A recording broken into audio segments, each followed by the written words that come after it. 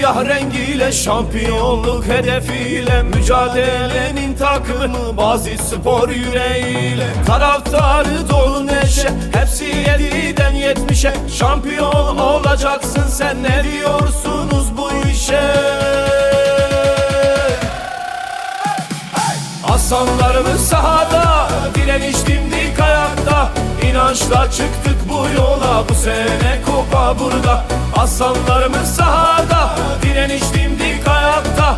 İnançla çıktık bu yola, bu sene kupa burada.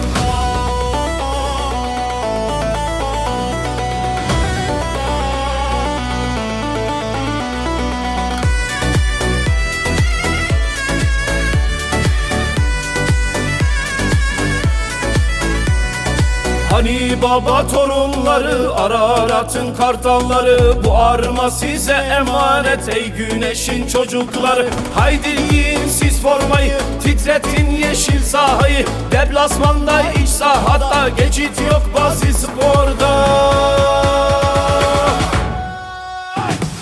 Aslanlarımız sahada, direniş dimdik ayakta. İnançla çıktık bu yola, bu sene kupa burada. Aslanlarımız sahada, direniş dimdik ayakta. İnançla çıktık bu yola, bu sene kupa burada.